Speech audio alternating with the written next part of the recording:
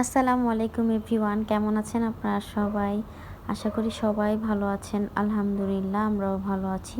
দেখতে দেখতে চতুর্থ রোজা চলে গেল। তো এখানে ইসার আব্বু দেশে গিয়েছিল, তো আসার পথে দই নিয়ে আসছে।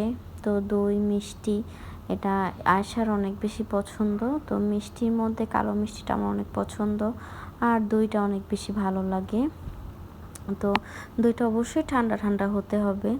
তো দুইয়ের সাথে যুদ্ধ করতেছি আমি, ঈসা, আয়েশা তিনজন মিলে কিভাবে খুলবো। ঈসার সাথে একদম অনবরত নাড়াচাড়া শুরু করতেছে, বলতেছি তোমরা একটু থামো, আমি সুন্দর করে গিটগুলো খুলে নিই। তো যাই হোক, এই তো রোজা মুখে দই দেখে তো অবস্থা খারাপ। তো যাই হোক, এটা বলা যাবে না। তো যাই হোক, ইফতারি করে দই খাবো। তো দইটা সবারই পছন্দ, আর মোটামুটি গরম পড়েছে, ওই রকম গরমও না। আর আরেকটা অনেক বেশি একটা ভালো মানে দিক, যে এইবার রমজানে আমাদের ওইরকম কষ্ট হচ্ছে না, গরমে বা পানির কোনো পিপাসা লাগছে না।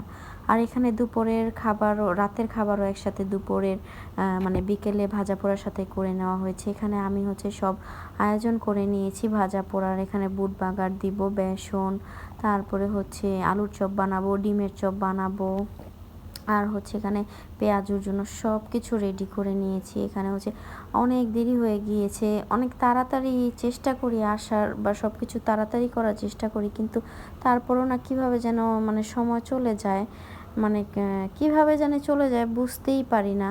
এখানে ইসারবু চলে আসে, বেশি সময় নেই। তো তার মধ্যে আমার আরও কয়েক পদ ভেজে নিতে হবে, তো আমি অনেক তাড়াতাড়ি করছি। এখানে পেঁয়াজু আর ডিমের চপটা রেখেছি। আর একটা কথা কি, ডিমের চপ আমার প্রতিদিনই লাগবে, আমার কাছে অনেক বেশি ভালো লাগে ইফতারিতে ডিমের চপ খেতে। আর এখানে ফল সব কেটে একটা ট্রের মধ্যে সাজিয়ে নিয়েছি। এই ট্রেটা আমার অনেক পছন্দের একটা ট্রে, এটা আম্মু আমাকে গিফট করেছিল। এখানে সব পদের ফল আমি সাজিয়ে নিয়েছি। আলহামদুলিল্লাহ, আল্লাহর রিজিকে আজকে অনেক ভালো কিছু রেখেছে। তো এখানে ডিম, আলুর চপ, পেঁয়াজু আজকে কমই বানিয়েছি। বেশি কতগুলো বানালে হয় কি, অনেক বেশি নষ্ট হয়, কাউকে দেওয়ারও থাকে না।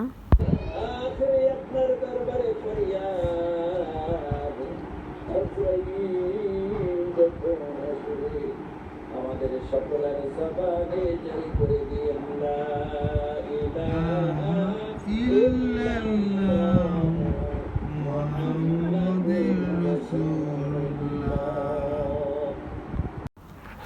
তো আজান দেওয়ার পর আমরা প্রথমে মানে খেজুর বা শরবত, ফল টল খাই, একটু ভাজা পোড়া শুধু শুধু খাই। তারপর নামাজে চলে যাই। তারপর আমরা মুড়িটা খাই। তো অনেকক্ষণ পর আবার ক্যামেরাটা অন করলাম, আপনাদের মাঝে চলে আসলাম। মুড়ি ভর্তা খাচ্ছিলাম এখানে। তো আয়শা দুষ্টামি করতেছিল, ওর আব্বু না করতেছিল। মুড়ি ভর্তাটা কিন্তু থাকতেই হবে, মাস্ট। কেন এটা ছাড়া আমার কাছে ইফতার পরিপূর্ণ মনেই হয় না। আর এখানে মুড়ি ভর্তা খাওয়ার পর একটু সবারই একটু মানে মন চাচ্ছিল চা খাওয়ার।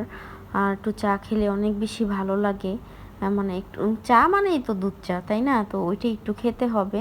তো এখানে আমি একটু সবাই খাবে না, সবাই বলতে আব্বা খাবে না, আমি, ইস্তার আব্বু আর আম্মা খাবো চাটা। আর আব্বা আমাদের সাথে আজকে নেই, আব্বা দেশে গিয়েছিল। তো আজকে আমি, আম্মা আর ইসার আব্বুই খাবো। তিনজনের জন্য বানিয়েছি, একদম অল্প অল্প করে বানিয়েছি। আম্মাই বলেছে অল্প করে বানাবা, কারণ এত বেশি খাওয়া যাবে না, কেন আবার নামাজ পড়বো, আবার রাতের খাবার খাবো। ইফতার খেয়েছি, দেখা গেছে একটা সমস্যাও হতে পারে।